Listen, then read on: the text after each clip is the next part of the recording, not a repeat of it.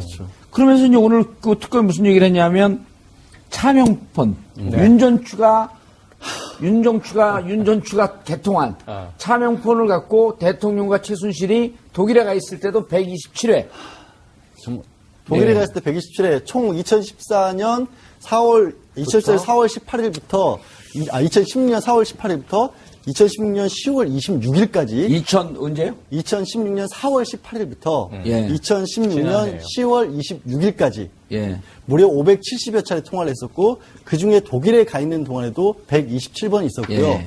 이걸 어떻게 청와대에서 그럼 윤전추, 이게 차명폰을 쓴 건지 특정을 했냐면, 그 같은 기간 동안에 대통령이 공용폰 있지 않습니까? 네. 공용폰을 쓰는 동안에 이 대포폰이 사용된 적이 한 번도 없고, 대통령이 해외에 나갔을 때는 쓴 적도 한 번도 없고, 항상 청와대 내에서만 발신이 됐었고, 상대방 최순실 씨는 최순실이 움직일 때마다 그 전화가 따라다녔다는 겁니다.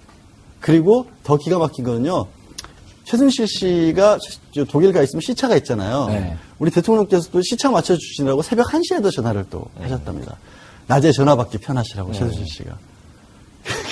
저는, 근데 날짜도요, 10월 26일이 언제냐면, 생각해보시면, 10월 24일 날, 그 전까지 그렇게까지 대통령이 막 부인하고, 10월 24일 날 오전에 개헌 얘기 꺼내면서 전국을 블랙홀로 밀어 넣으려다가, 10월 24일 날 저녁에 태블릿 PC 보도가 JTBC에 나오면서 모든 게 뒤집어지면서 10월 25일 날 오전에 1차 담화 그 안 하던 사과를 했지 않습니까? 예. 그리고 그렇지만 최순실 씨와는 관계가 없었다고 했는데 그 담화하고 나서까지 최순실 씨와 그 폰으로 통화한 겁니다. 독일에 있는 최순실 씨. 모르긴 뭘 몰라요. 다 알고 있었던 거죠. 그 차명폰. 차명폰으로 윤전추 행정관 이름으로 만든 차명폰으로. 온 국민이 차명폰을 국가 세금으로 다 갖도록 법제화시켜야겠네요. 지금 근데 그거를 특검이 오늘 정말 비장의 무기로 저는 이거를 꺼낸 것 같아요. 그러니까 이제까지 갖고 있다가 이거를 특검이 수사 개시할 때부터 찾았대요. 찾았는데 정말 수천 대의 휴대전화를 다 리스트업을 해가지고 겨우겨우 밝혀낸 거랍니다. 근데 기가 막힌 거는 사실 이 얘기가 나오면 이제 특검에서 이렇게 기다렸겠죠. 청와대 측에서도 수긍하겠거니 도저히 안 되겠다. 그랬더니 청와대에서 뭐라고 하냐면 아니 그거는 휴대전화는 사람이 쓴 거에 문제지 청와대의 장소의 문제가 아니지 않느냐. 그거 찾으려고 왜 청와대 들어오려고 하느냐. 이렇게 나왔어요 또. 이해가 가십니까? 휴대전화는 들고 나올 수도 있는 거고. 그럼 사람 대면 수사를 받든지. 그 얘기를 했어요. 대면 수사할 수 있는데 왜 청와대 압수수색 하려고. 대면 수사 안 받고 있잖아요. 그러니까 계속 이리 돌리고 저리 돌리고 이리 돌리고 하는 거예요. 야 헌재가 이걸 보고 있겠네. 당연히 보고 있겠죠. 예. 제 생각에는 이걸 관전하는 가장 무서운 곳은 심판을 하는 헌재, 그리고 그 심판의 주체가 누구냐면 국민이잖아요. 그러니까 헌재가 뭐 정치적 판단을 하느냐, 법리적 판단을 하느냐 얘기가 많지만 헌법에 근거하여, 헌법은 국민주권주의. 이게 첫 번째 지금 탄핵 사유입니다.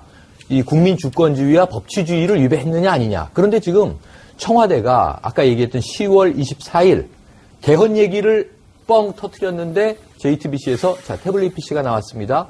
그 다음날 1차 사과했는데 그냥 연설문과 홍보 일부 도움을 받았다라고 1차 담화에서 얘기를 했죠. 근데 그날 저녁 뉴스에서 안보문서가 우르르 빠져나갔습니다. 그러니까 2차 담화, 3차 담화 이렇게 갈 수밖에 없었는데 지금 나온 이 차명폰 통화의 횟수, 내용은 둘째치고 양적인 빈도만 가지고도 그럼 6개월 동안 500번 이상 통화를 했다? 그럼 하루에 두세 번 한 거잖아요. 세 통화 이상이죠. 그러니까 어마어마한 일이잖아요, 이게. 그게 최순실 씨가 도대체 누구이시고 한데 대통령이 하루에 3차례 이상 통화를 했어야 하는가? 여기에 대한 국민의 의혹에 대해서는 대통령이 무슨 말이라도 해야 되는 상황인데 이제는 제가 보기엔 헌재 판결이든 국민들의 반응이든 이거 다 아무 의미 없다. 나에게는. 나는 모르쇠. 지금 이 상태로 밀고 가는 단계로 접어들었다는 거니까 그동안 뭐 유체 이탈이니 우리가 이런 얘기를 해왔습니다만 전혀 지금 다른 평행 세계에서 살고 있는 상황이라. 양 변호사님, 이 건 하나만 해도 이건 국정농단 아니에요. 그러니까 예를 들어서 대통령을 리모트 컨트롤하고 있었던 거예요. 그러니까 대통령을 리모트 컨트롤했든지 아니면 두 사람이 뭔가를 그렇게까지 역할 분담을 해가면서 꼭 나가 있어요. 저는 처음에 들었던 게 처음 든 생각이 사모님하고 하루에 몇 번 통화하세요? 저는 많이 해요. 많이 하세요? 저는 한 10번씩 해요. 하루에? 예. 이상한 분이시죠. 참 좀 이상해요. 제가 생각해도 이상해요. 전혀 예상치 못한. 예. 아니, 우리가 만난 지 지금 33년 됐는데, 하루에 10번씩 계속 통화합니다. 잠깐만, 그 사모님은 한 분이신 게 맞죠? 사모님스가 아니잖아, 사모님 아, 아니에요. 그러니까 뭐 독수 일모님, 모르세요? 영어 안 이모님, 배웠어요? 사모님 이거 아니신 거죠? 제가 일모님, 이모님, 사모님, 사모님. 아니신 거죠? 굳이 그걸 여쭤본 이유가 예, 안 하거든요. 예, 그러니까 그거를 그렇게 통화를 할 거면 차라리 무슨 핑계를 대서라도 청와대에 들어앉힐 것이지 왜 밖에 뒀을까? 그렇죠. 라고 생각하다가 든 게 그럼 최순실이라는 사람은 밖에서 이 일을 해야 할 필요가 있다. 밖의 역할과 안에서 조율하는 역할이 필요했기 때문에 안 들어놓은 게 아니냐. 결국은 특검도 그거를 보고 있는 거거든요. 그리고 횟수가 570번인데 고영태 씨 직원 중에 나온 게 그런 게 있었죠. 전화 한 번 잡으면 1시간, 2시간씩 걸린다.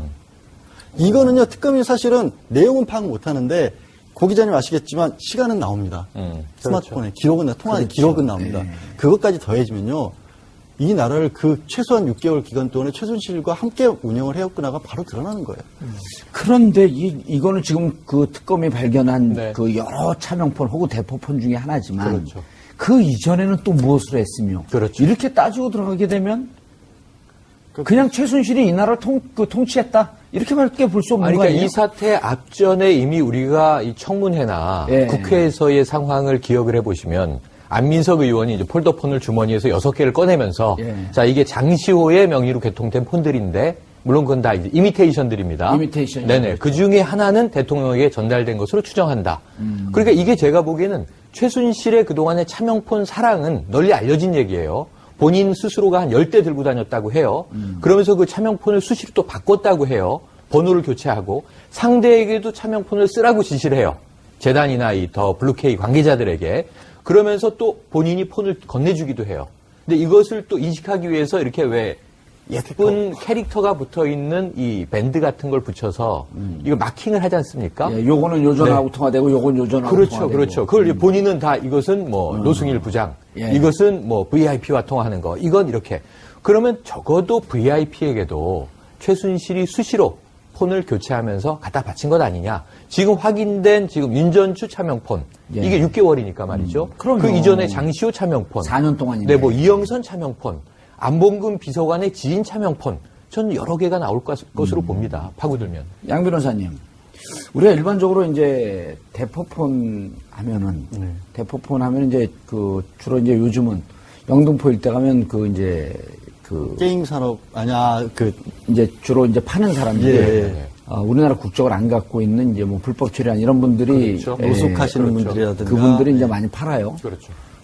그래서 이제 거기서 이제 많이 거래가 되는데 그럼 범죄 행위 아니고는 대포폰을 쓸 이유가 없잖아요. 그러니까 보통은 다 그렇게 생각을 하고요. 예. 이 정부에서 가장 역점 사업 중에 하나가 대포폰 없애기 사업 하나가 있었어요.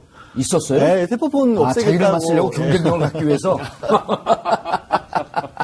다른 사람 쓰지 마라, 우리가 써야지. 아니, 독점주의네요. 대포폰에 대한. 법과 어찌 그렇게 강조를 했었습니까? 예. 그래서 민생 관련 사범들 다 없애겠다고 했었고, 차명폰이라고 하는 게 보이스피싱에도 이용이 되고 예. 하고, 불법 도박 같은 데 그러네. 많이 이용이 되기도 하고, 성매매 같은 데 이용이 되니까, 이런 것들을 뿌리 뽑겠다는 얘기를 했었고, 법도 개정을 해서 처벌도 강화했었어요. 이 정권 들어서서.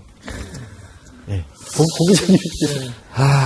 지금 특검이 이 대포폰 이용 이렇게 특히 시간을 얘기한 차명폰. 차명폰 내용 얘기한 거는 일단은 이제 공동 정범으로서 그 관계에 대해서 이제 얘기하고 싶었을 텐데 제가 좀 실없는 농담 하나 하자면 그러니까 이걸 벗어나는 거는 지금 최순실 씨가 그리고 박근혜 대통령이 벗어나는 방법은 지금 최순실 씨 이렇게 벗어나려고 보니까 고영태 불륜 그런 얘기까지 이렇게 이용하지 않습니까? 지렛대 삼는데 이건 브로맨스에 해당하는 이제 시스터 로맨스가 아니면 불가능한 사이고요. 무슨 말인지 못 알아들었어요. 그래서 뭐 사랑해서 그랬다. 그랬는데 자 여기서 우리가 두 가지를 다시 환기할 필요가 있습니다. 첫 번째 박근혜 대통령은 서면 보고주의자였어요. 국가의 그 중요한 중대사들도 직접 이렇게 대면 보거나 아니면 전화 보거나 이런 것도 거의 받지 않고 서면으로 보고하면 된다라는 주의였는데 최순실 씨하고는 이렇게 하루에 3번 이상. 이건 거의 대면 보고죠. 네, 아, 이렇게. 그때 그 기자회견 할 때도 그러잖아요. 그 기자들이 뭐 왜 이렇게 대통령하고 소통이 안 돼, 그랬죠. 직원, 그러니까 공간에 안 나오시냐. 그러니까 이러잖아요. 기자들 보면서. 대면 보고가 그렇게 중요한가요? 그것을 자꾸 꼭 장관들이 필요하다고 생각하세요. 이러고 그 장면 기억 안 나세요? 기억나죠. 네. 그 장면이 이 박근혜 대통령이 기자들과 회견을 하면서 예. 최초로 이 애드립으로 예. 사실은 질의응답은 짜여져 있었다고 사후에 알려졌습니다. 그렇죠. 그러니까 이미 질문 정해져 있었고 매체 기자들 다 정해져 있었고 이 질문 던지면 대통령은 준비된 답을 얘기를 했는데 그나마 그게 거의 유일하게 애드립으로 이야기한 대면 중 보고가 하나예요. 이렇게 중요한가요? 네네. 근데 그때의 그 장면 말씀하신 대로 지금 좀 정 앵커님 얼굴로는 대통령 얼굴은 매칭이 안 되는데 예. 그럼에도 목소리는 불구하고 그 표정, 예. 그 어투, 그 뉘앙스라고 우리가 하죠. 그 분위기로 봤을 때는 상당히 특이한 정치 지도자라고 볼 수밖에 없다. 왜냐면 대면 보고가 의미 없다니.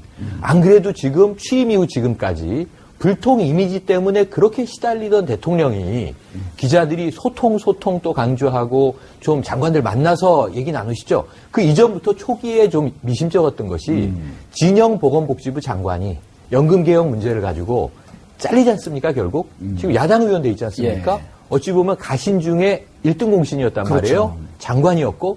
근데 왜 그렇게 됐을까를 보니까 진영 장관 측에서 흘러나온 얘기가 대통령하고 대면 보고, 독대 보고를 하려고 했더니 문고리에게 커트가 되면서 대통령을 만나지도 못하고 옷 벗게 됐다. 이게 황당한 일이잖아요. 예. 장관이 핵심적인 정책 사안 때문에 대통령 면담 좀 합시다. 그런데 그냥 킬 됐다는 게 놀라운 일이었거든요. 근데 그런 일이 늘 벌어져 와서 조윤선 장관은 정무수석 11개월 했는데 대통령 독대 한 번도 못 했는데요. 만나본 적이 이걸 없습니다. 매우 당연하게 이야기해놓고 대통령을 한 번도 못 만난 사람이 지금 또 구속 상태에 있단 말이에요. 그러니까 아주 이상한 상황이 막 벌어졌던 정권인데 대통령은 그 와중에 대면 보고가 꼭 필요하다고 생각하세요? 하면서 기자 여러분, 최순실 씨하고는 네. 계속 전화 통화를 하고 하루에 뭐 몇십 분인지 몇 시간인지 모르지만 3번 이상을 통화했다는 건 이건 아까 말씀하신 대로 정책 농단이 아니라면 딱 하나예요. 그냥 저 고 기자님 농담이 아니라고 생각하고 대통령은 심리적인 문제, 이상이 있다. 근데 최순실만이 심기관리, 치유해줄 수 있는 상대이기 때문에 알겠습니다. 나 너무 예. 힘들어. 그리고 전화하면 힘내시고요. 뭐 이런 얘기를 했다고 밖에 둘러칠 수밖에 없거든요. 이 정상은 아닌 거잖아요. 아니 그 오죽하면요. 그 제가 이제 그 한나라당 의원했던 전혁 의원하고 요즘 무슨 다른 방송을 하고 있는데 보고 있습니다. 그 유명한 얘기 아니에요?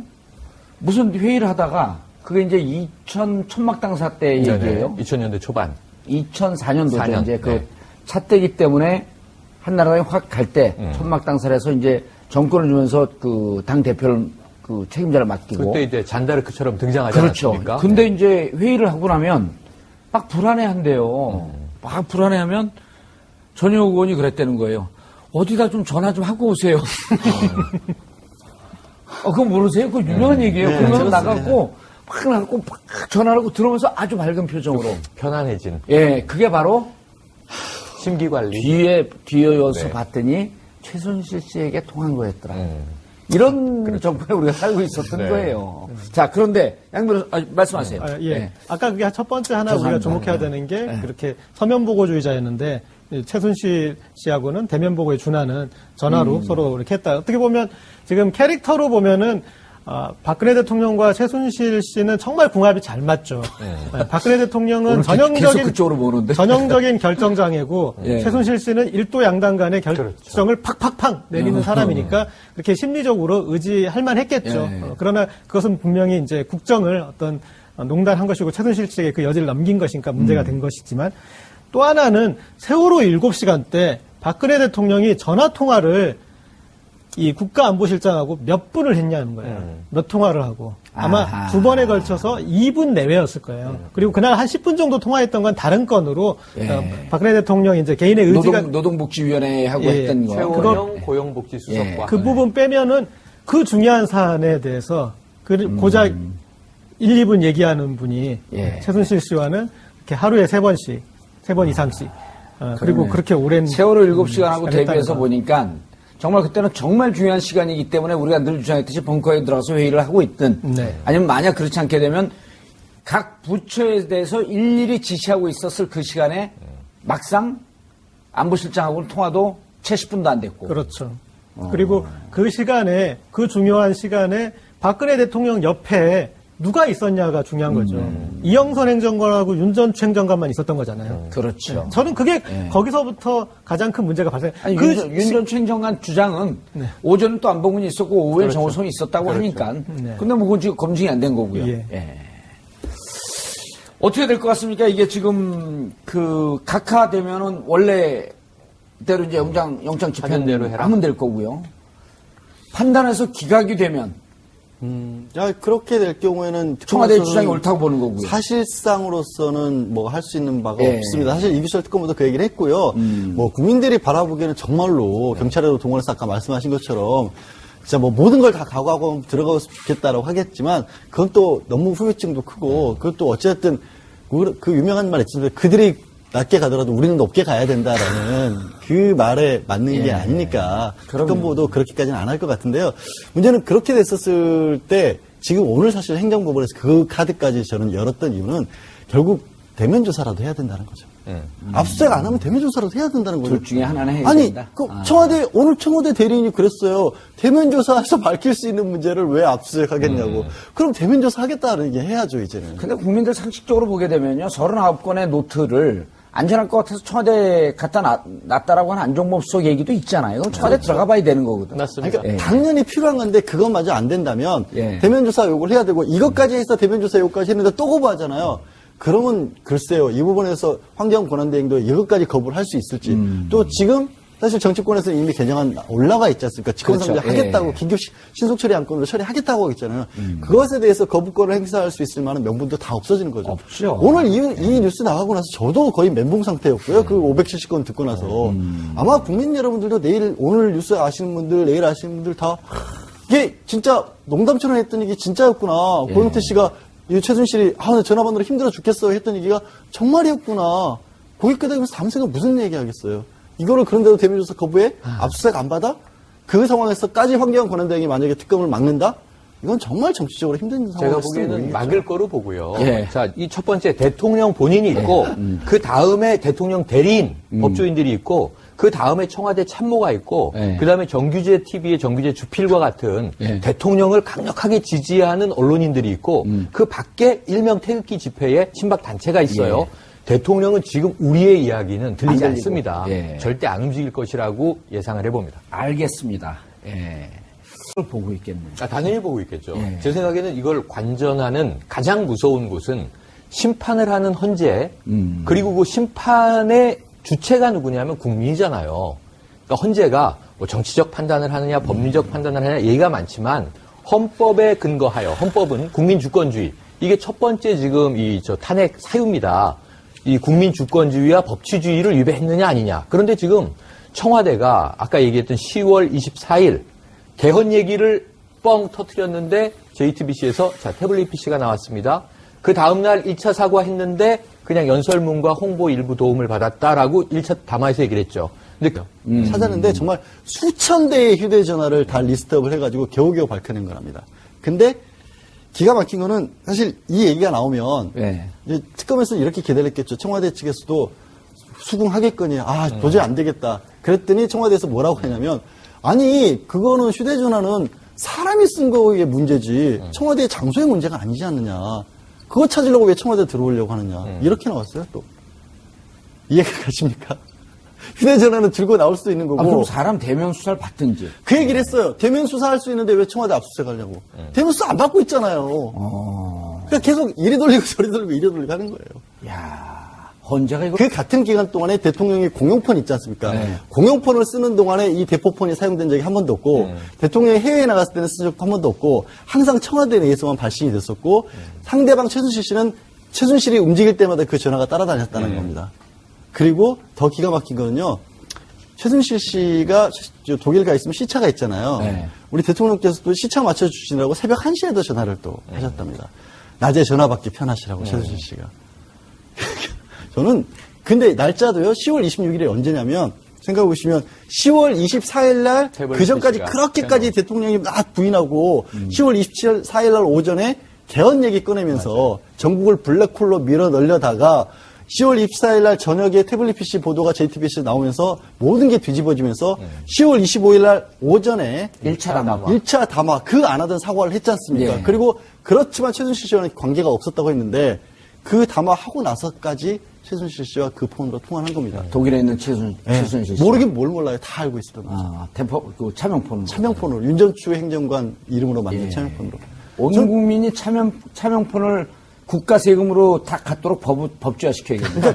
지금 근데 그거를 특검이 오늘 정말 비장의 무기로 저는 이거를 꺼낸 것 같아요. 그러니까 이제까지 갖고 있다가 그러니까 이거를 특검이 수사 개시할 때부터 찾았대요. 그렇죠. 그러면서 이제 오늘 그 특검이 무슨 얘기를 했냐면 차명폰 윤전추가 개통한 차명폰을 갖고 대통령과 최순실이 독일에 가 있을 때도 127회. 독일에 갔을 때 127회, 총 2014년 4월 18일부터, 2016년 4월 18일부터 2016년 10월 26일까지. 언제요? 2016년 4월 18일부터 예. 2016년 지나네요. 10월 26일까지. 예. 무려 570여 차례 통화를 했었고, 그 중에 독일에 가 있는 동안에도 127번이 있었고요. 예. 이걸 어떻게 청와대에서 그럼 윤전추, 이게 차명폰을 쓴 건지 특정을 했냐면,